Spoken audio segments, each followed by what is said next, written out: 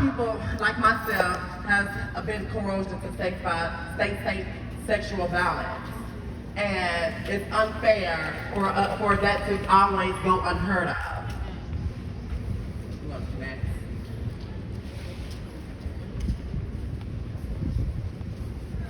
Okay, what is sex trafficking? And within this teaching, I don't want to hear my voice all the time, so I want to do a teach back. So we're going to do popcorn because I wanted to make this more, I want you all to be involved in the topic and into the conversation. So can I get anyone to read off what is trafficking? Trafficking is recruitment, transportation, transfer, harboring, or receipt of persons by improper means such as threat, use of force, coercion, abduction, fraud, forced labor, and/or sexual exploitation from the United Nations, the Commission of Human Rights. Thank you. So basically, when it comes down to sex trafficking, sex trafficking comes out of point out that trafficking requires a third party and some form of exploitation via force, fraud, corruption, threat. You cannot traffic yourself even though the laws of the United States may be written this way.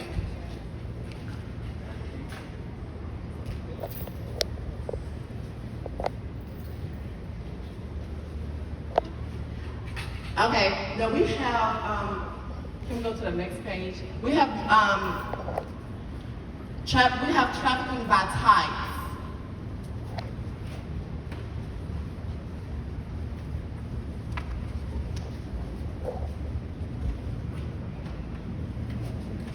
Great. So, major trafficking is incredibly difficult field to study. We have 25 million people being trafficked in 2016. The latest estimate by the International Labor Organization from their 2017 report.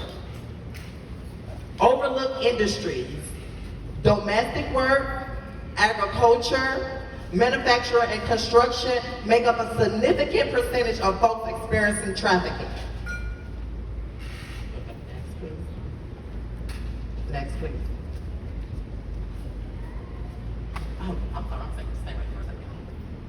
For trafficking into private sectors, 50% of individuals were affected by debt bondage. Most common reason people cite as means of coercion is withholding wages, affected by a quarter of people being trafficked. And other common means of coercion include threats of violence, withholding documentation, and threats of reporting to authorities. Trafficking via state imposed forced labor is a huge category. This can include abuse, labor forced by military or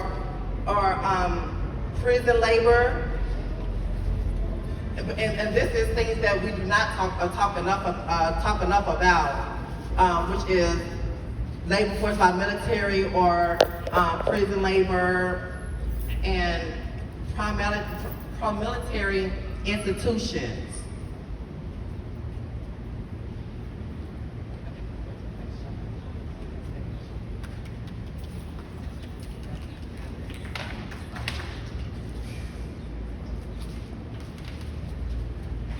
LGBT communities in the sex trade.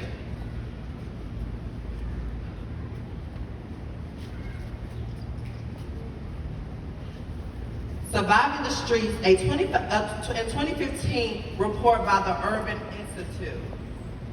National estimates of a proportion of runaway and homeless youth involved in survival sex range from 10% to the highest as 50%.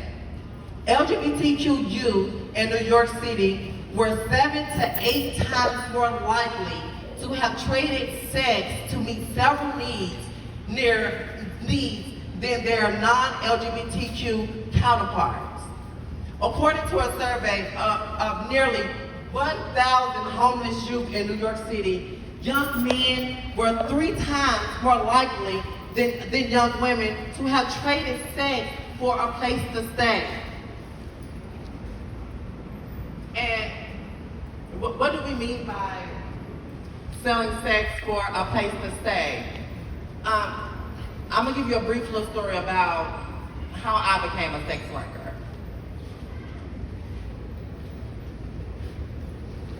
How I became a sex worker? Well, at the age of 13, growing up, I didn't know nothing about transgender, I didn't know nothing about gay, I didn't know nothing about sexual identity, I didn't know nothing about sexual orientation, I didn't know nothing about none of that. I was just being me. And being me got me criminalized due to religion, got me thrown out my home and to the streets where I was forced to sell sex because my family did not understand who I was. And I didn't even know who I was. I just knew I was me. And being me was a crime. And that's not fair. Ain't right.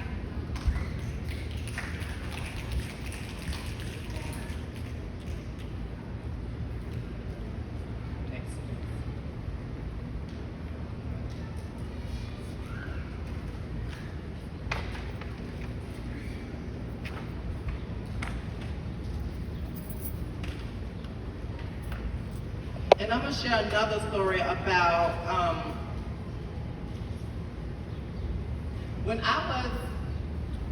I was employed. I'm not from here. I'm from the South. If y'all can't hear it in my voice, I'm from Tennessee, but Tennessee. And I have moved to Atlanta because I ran away from home, and I felt like a motherless child. And so I ran to Atlanta where I started looking for employment. And at the time I was starting my transition from male to female, and I got employed to work for a private investigation company. And I was there for 4 years, and I was making good money. I didn't work for the city or the state. I was 1099 independent contractor. And so I'm working, and now I'm at the point where I told myself, well, girl, if you put a wig on, honey, I'm telling you, honey, I'm going to get my name changed. I'm just going to go full out. I'm not, because I used to wear like dreadlocks extensions. So I was like, girl, the moment I do it, girl, I'm just going to do it. So I was battling with myself because, like I said, I was taught that being me was wrong. Like, I shouldn't be me. I should be whoever everybody else wants me to be. I should live for them and not me. So I was like, okay. So I started my transition. So I was like, okay, well, for them to take me serious, I have to get my name changed. And for me to, I just wanted to avoid, in the South, you have to do all you can to avoid the discrimination, because we don't get what we got here. We're still down there trying to survive, and that's why we hibernate up here to New York, because it's a people state, it's a blue state. It's not as progressive as we thought, but it's a blue state, and Tennessee and Atlanta, that's red states. That's, you better not walk on my ground. That's my ground state. And so I transitioned, and when I sent my documents to my employer, Trump, the 45th, had came into office, and he immediately fired me. He immediately fired me as soon as I gave him my documentation to change for, my detective license. And so I was forced back into sex work because I had bills, I had rent, I had bills, and due to me giving him my documentation, I was fired. So sex work saved my life, and I sold sex and went on a tour. If some of y'all don't know what a tour is, honey, I went on a sex tour, honey, where I had to sell sex from state to state to state to state to state to state to state to state to get what I need to get to New York. to survive. And I'm still selling sex. I do gotta eat, I'm hungry. So that's just ways to show like how the discrimination among our community, the transgender community, the LGBTQINA, LMNPRSTUVWXYZ community.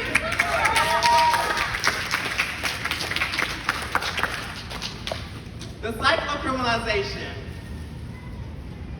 Participation in sex trade or profile, and then we get arrested. Well, we get participation in sex trade or profile, and then we go into arrest, police, we go into the arrest portion, which stands for like the police harassment, police violence, and then we go into the arraignment. So what I'm talking about here is the cycle of once you get arrested for prostitution. So this is what I'm talking about here. So the first start is I get profiled for being a sex worker, and as we know, the 45th have mentioned in HUD housing in regards to discriminating against transgender individuals by height, Adam's apple, hands, feet, you know, just different ways to actually throw us out into the streets where we are more criminalized and where we have to sell sex. So when we get profiled, we go into police.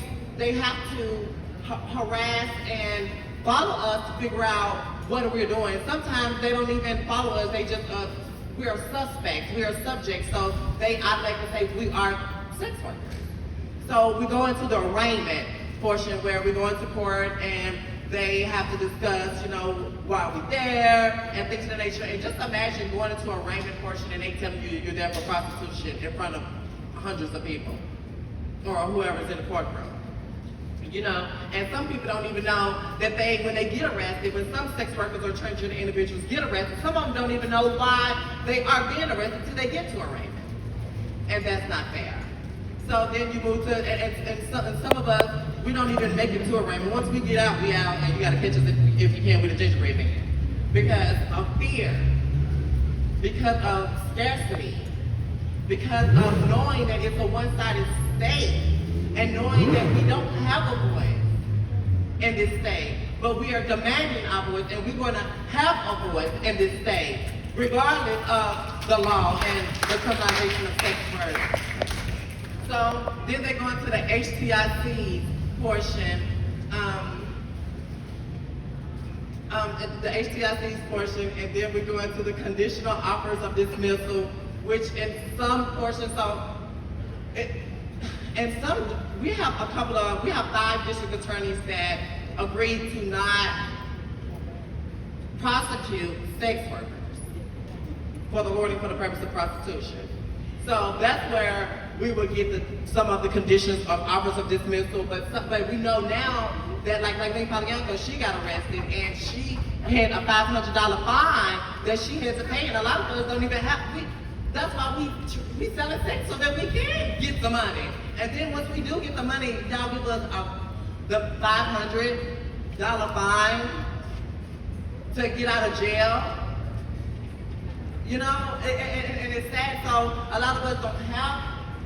We're not blessed. You know, like some individuals who have $500 might seem like, oh, girl, that's nothing. But girl, that's a lot. If that's nothing to you, donate it to a Black transgender woman and see how you save her life. So when we're talking about the criminal records in open court cases, the criminal records, once we get prostitution on our record, imagine trying to get employment. Imagine you going through the interview process, they love you, you love them, and you just confident that you got this job. And nobody gonna tell you, you got this job, sis. So imagine being profiled as a sex worker, arrested when you're not even selling sex, and if you was not even a sex worker, they profile us because of the way we dress. Well, guess what? I'm a transgender woman, and I went through all these surgeries and things of this nature, and I'm going to embrace my body, and I'm going to dress the way I want to dress. Because, let me tell you something. There are white folks that go out at night, leaving the club with the idiots to the bitties dressed on with the thongs and everything, and they don't get stopped and frisked. So the moment I come bring my curviness out and my sexiness back and my blackness, my trans blackness, I'm arrested and I'm criminalized. And that's unfair. I shouldn't be profiled and criminalized because of what I'm wearing and where I'm standing. That's not right. So when it comes down to the criminal records, imagine you go into this job interview. Some of us are even scared to go to this job interview because of the fear of neglection, the fear of, you're not going to get it, or some of our documentation is not matching our experience. So once we give that to them, that's automatically like, no ham. And it's like, so when they go to criminal records, when the employer see our records, see prostitution, they're not going to hire us. That's just like housing. When you go through the background check, you're not getting housed with prostitution on your record because they're going to think that it's going to be on low house. Or they're going to think you're going to have in and out of service, or, it's going to be, they're going to think you have more activity just because you was criminalized because of your existence. And that's not right. So discrimination of housing, employment, and stigma, that's what I was talking about. I jumped right into it, didn't even know it. So yeah, so basically what I was saying, so when we get that prostitution on our record, it discriminates us from housing and employment. And like I said, it's nothing but stigma and isolation. And that's not right. Next, please.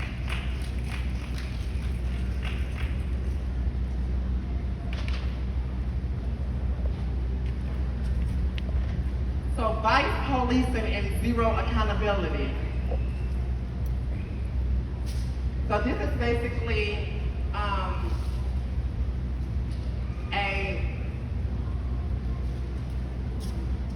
on a second. Hey, I don't think I put your glass like this, but you're especially seeing this.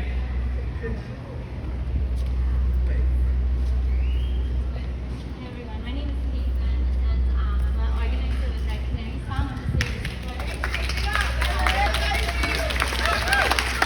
Our community is in Queens and Flushing. A lot of migrant sex workers face corrupt police practices, where police are extorting businesses like karaoke bars, asking for freebies, asking for discounts. Come to the front. Give a round of applause, y'all.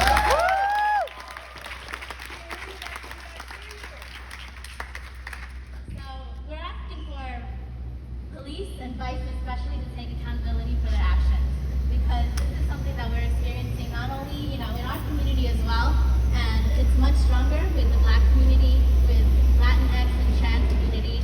This is something that is very much operating on the basis of race, gender, and visibility as a sex worker. And so right now we have an issue with vice being incredibly unaccountable.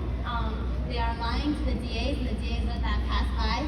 And what that creates is it creates a system in which you have cops